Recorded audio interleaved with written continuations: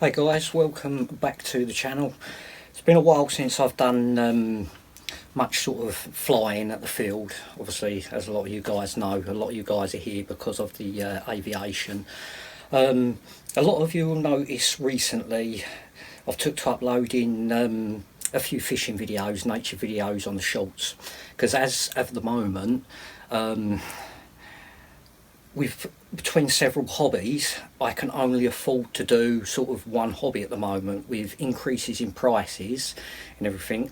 Now, my passions are fishing and flying. Now, with the flying and charges going up most years, club memberships, not so much going up every year, but it's an expense. BMFA, because we're here in the UK, so we've got an expense there. The DREG, drone registration, another expense. Now, with drone, I don't like to use the word drone. I know that's what drones are described as.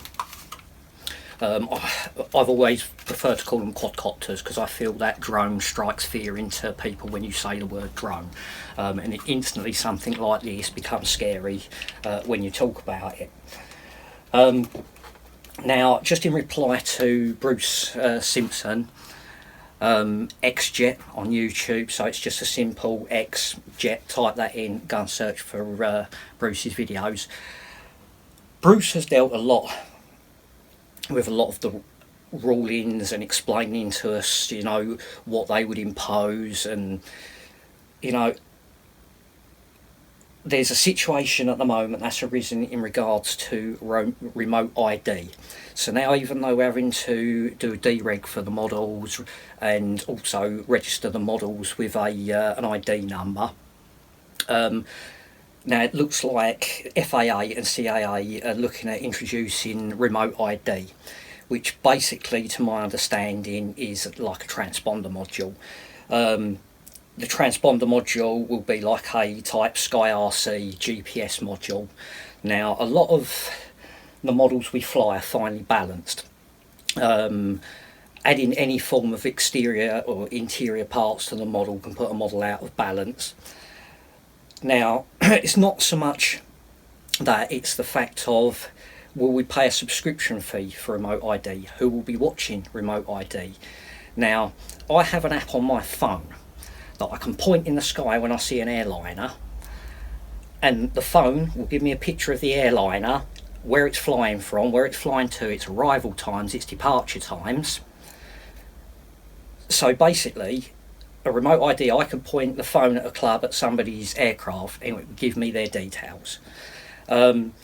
Also, what is remote ID needed for? What is it being implemented for? Why do others need to know that I'm going to a private farm field to fly on a private airfield within the boundaries of the field?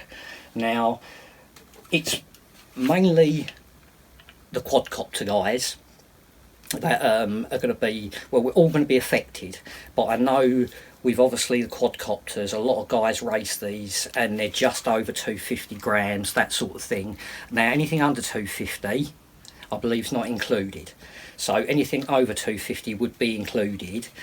So to go and fly something like this, so I could step out my back door there and go to the field behind the house, and I could fly that in a 50-metre radius, say, and I would need to use remote ID to do this.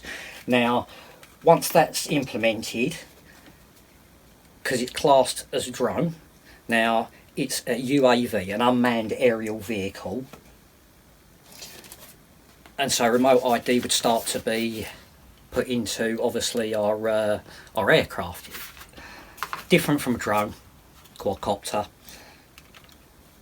However, it still implements the same. It's a UAV, it's an unmanned aerial vehicle, it's a drone. So with a model like this, I couldn't put a GPS system on it because it would upset the model completely. Now, other factors in the remote ID is who's going to monitor it. We have thousands and thousands of aircraft flying around that air traffic control deal with, commercial, private. Who is going to monitor this? So that would involve obviously more staff to monitor at control towers. But if we're all sensible and we're flying within the rules, away from airfields, not flying out of our height range, there shouldn't be an issue. So it's something that's being discussed at the moment by the CIA and FAA, but I believe a lot that are dealing with the upcoming situation don't have us as modellers and enthusiasts. We're not at their heart. So this will only affect us smaller modellers, and our hobby is dying out. I believe in a few generations, if things carry on as they are, even if one generation carries on, with the dwindling of models and the interest in building and flying models will dwindle out, and there will be nothing less. We've already lost 3/4 of our model shops, if not more, to internet sales, and then internet sales have obviously got short because nobody can afford to go out flying, because you've got a club membership, as I said, you've got British Model Flying Association, or whatever country on whatever insurance that you would have. So we've got the D-Reg and obviously the ID of the model, and it just prices you out. So as of the time being, as like I say, a lot of guys will notice, I've not been doing much flying. I've dropped back from it because I can't afford the fees to do my other passions now. At the moment, I've moved on to fishing. The modelling's still here. And when I can get round to afford it, because we're all just everyday blokes that go out on the weekend to enjoy this, to get away from everyday life and just chill. And it's becoming harder and harder now to plan and to go out and to fly. And it takes the enjoyment out of it a lot. So anyway, guys, go to Bruce Simpson X-Jet's video, check out his videos and what he's speaking about on it.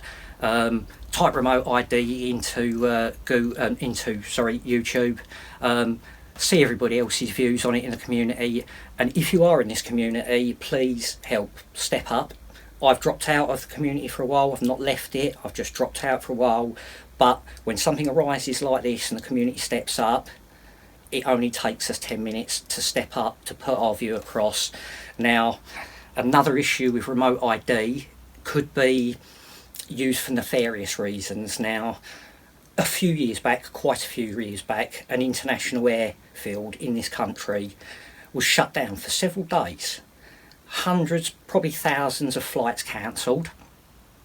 And they were shut down due to issues with suspected quadcopters flying over an airfield, which shut the airfield down. Now, if I had a transponder in this, you could put this in any manner of places and you could cause all sorts of issues. With the climate that we're in at the moment, people will do silly things and do anything to gain attention and to disrupt people's lives. I personally don't think remote ID is a good idea. It's more weight, it's more pressure on the flying community, whether you're flying quads, helicopters, jets, warbirds. We all do it for our own reasons, and for whatever reasons they are, we don't want to lose what we do as a hobby and a passion through over-regulated involvement. I can't speak massively deeply on it because I don't have the full knowledge myself, but the knowledge that I do have and that I have seen doesn't spell good for us as RC modelers. Anyway, guys, I hope to get more flying videos out to you, if not some more edits or some more builds, because it will probably only be builds in the hangar at the moment and conversions, because I'm just not getting the opportunity to go out and fly all of my wonderful models. So everything's sitting collecting dust, and hopefully we can blow the dust off when all of this gets settled. Well, anyway, guys, do your own research, go and check out Bruce Simpson. Thanks for coming back to the channel, and I hope to see you all soon. Cheers, guys.